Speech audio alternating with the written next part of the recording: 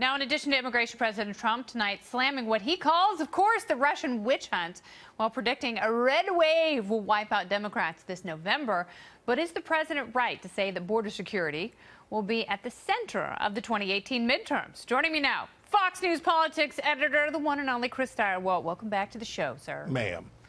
So it was an interesting night because the president was subdued at times and he seemed to stay on message.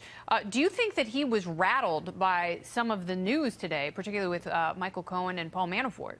Well, one would think so.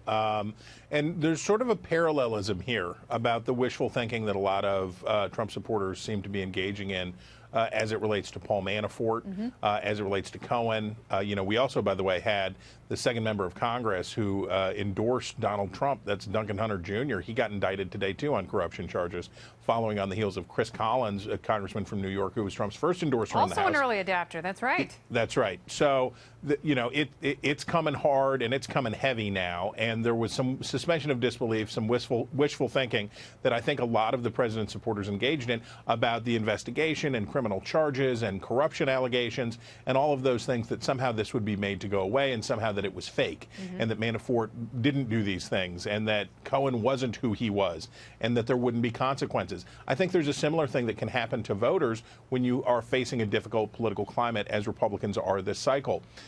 There are seats that can be saved if Republicans don't give up the ship, right? There are, let's say there's 68 or 70 seats that are for the House that are in the battleground. Sure. There's 20 of those, 25 of those that could maybe be saved for Republicans if they get in there and hold the rope, knowing it's going to be a tough year. The danger is you tell them that it's a red wave, you tell them it's going to be great, they don't understand what they're facing, and they don't get in there and hold the rope. They don't try as hard as they need to. I know, and I know that certainly is a risk here when you talk about how great the economy is and how Republicans are going to do so well. It could create more apathy. The RNC is raising a lot more money than the DNC, so it's really hard to say where the passion lies right now.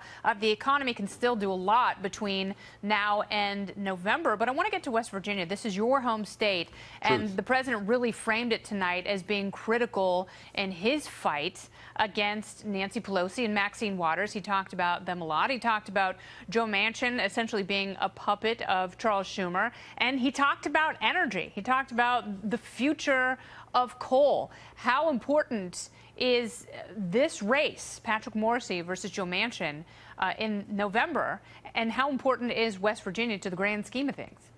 Well, I think West Virginia is potentially quite important here. Republicans are starting to sort of write off Manchin a little bit. They're focusing elsewhere. They're looking particularly at Missouri, North Dakota, Indiana as their three best bets. Manchin's going to be a tough out because he agrees with the president on a lot of stuff. He agrees with him about coal. He is going to vote for in all likelihood, for Brett Kavanaugh for the court. He voted for Gorsuch. He's a little bit tougher to deal with than some of these other Democrats for the Republicans. But also, 3rd Congressional District, there is a self-described Trump Democrat. His name's Ricky Ojeda, a Trump Democrat who and an Iraq veteran who is a Democrat running for Congress from the 3rd Congressional District down there in a state where Trump is as popular as he is in West Virginia. He is changing the politics in lots of states and places like Oklahoma and West Virginia, where his approval ratings are sky high. He's changing the whole nature of politics in these places. Well, it's interesting because really at this point, it's every candidate for him or herself. And, you have to sort of take stock in the landscape and figure out how you're going to do with the president's help, or if you need some distance there. And now Democrats are realizing that if they sprinkle some of that Trumpian magic all over their political path, it may be quite gilded. You've got to be down to get down, and you've got to get down to be down, and it has ever been thus.